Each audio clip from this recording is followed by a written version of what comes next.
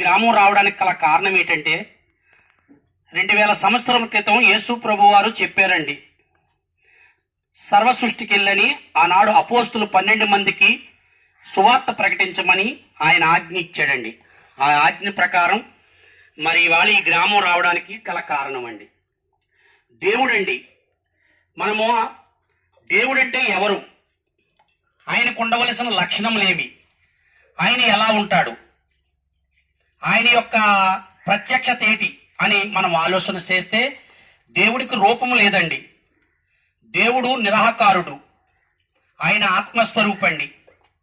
ఆయనలో కామము లేదండి, ఆయనలో క్రోధము లేదు, ఆయనలో ఏ భేదము లేదు, ఆయనలో కులము లేదు, మతము లేదు, ప్రాంతం లేదు, ఆయనలో ఏ పాపము లేదండి.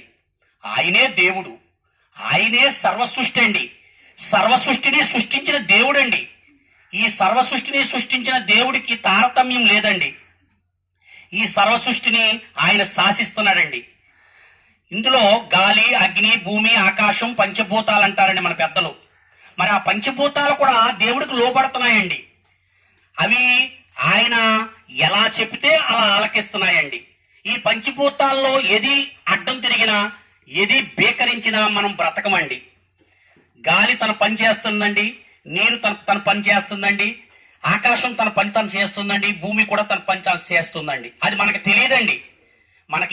మన తాతలు పెట్టలేదండి, మన ముత్తాతలు పెట్టలేదండి. ఆకాశము, భూమి, గాలి, నీరు, అగ్ని పంచభూతాలు మన తాతలు ముత్తాతలు కలగజేయలేదండి. మన ముత్తాతలు కూడా కలగజేయలేదండి. ఈ సర్వ సృష్టిని నడిపిస్తున్న దేవుడు ఆయన శక్తిమంతుడండి. ఆయన మాట చేత ఈ సర్వ సృష్టిని సృష్టించాడని పరిశుద్ధ గ్రంథం బైబిల్ చెప్తుందండి. ఆ సృష్టిలో బతుకుతున్న మనం మాత్రం ఆ దేవుడు మాట ఆలకిస్తలేదని పరిశుద్ధ గ్రంథం బైబిల్ చెప్తుందండి. అదే ఆజ్ఞ అతిక్రమం. ఆజ్ఞ అతిక్రమమే పాపం అండి. ఆ పాపాన్ని బట్టి భూమి మీద మనం కొంతకాలం బతికి ఎలా వెళ్ళిపోతున్నామో, ఏమవుతున్నామో అనేది గ్రహింపు లేకపోతుందండి. మానవుడి యొక్క ఆయుష్ 60-70 అండి. అధిక బలం ఉంటే 80. ఆయాసమే దుఃఖమని పరిశుద్ధ గ్రంథం బైబిల్ చెప్తుందండి. అంటే మనం బాల్యము, యవ్వనం, వృద్ధాప్యం, వార్ధకం, వృద్ధాప్యం అండి, 4 కాలాలండి. ఈ 4 కాలాల్లో మనము ఏదో రకంగా బ్రతికేస్తున్నామండి. మరి బ్రతికేసిన తర్వాత చనిపోయిన తర్వాత ఎక్కడికి వెళ్తున్నామండి? ఎక్కడికి వెళ్ళి ఏం చేస్తున్నాం అనేది గ్రహిస్తున్నామా? లేదండి. ఇక్కడ తిన్నామా, పడుకున్నామా, తెల్లారిందా, సంపాదించుకుంటాం, ఆస్తులు కొనుక్కుంటాం, అమ్ముకోవడం, తినడం, పెళ్లిళ్ళు చేసుకోవడం, ఇదేనంటారా జీవితం? లేదండి. ఇంతకన్నా గొప్ప జీవితం ఉందండి. అదే పరలోకం అండి, అదే స్వర్గం అండి. మరి ఆ పరలోకం కోసం మనం ఆలోచన చేస్తున్నామా? ఆ నిజదేవుణ్ణి వెతుకుతున్నామా? ఒక్కసారి ఆలోచించండి ప్రియ సహోదరి, సహోదరుడా. అయ్యా, ఒక్కసారి మీరు మీ మనసులో ఒక్కసారి మీ హృదయాన్ని తట్టండి. దేవుడు చెప్తున్నాడండి, శ్రమపడుచు భారాన్ని మోస్తున్న సమస్త ప్రజలారా నా యొద్దకు రండి, నేను విశ్రాంతినిస్తానంటున్నాడండి. ప్రయాసపడి భారం మోసుకున్న సమస్త జనులారా నా యొద్దకు రండి, నేను విశ్రాంతినిస్తున్నానండి అంటున్నారండి దేవుడు.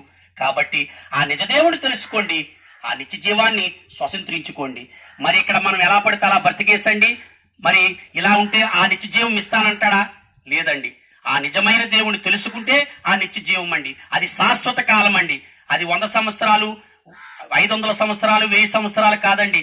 శాశ్వతమైన జీవం ఇస్తానంటున్నాడండి. కాబట్టి ప్రియ సహోదరి, సహోదరుడా, నిజం తెలుసుకోండి.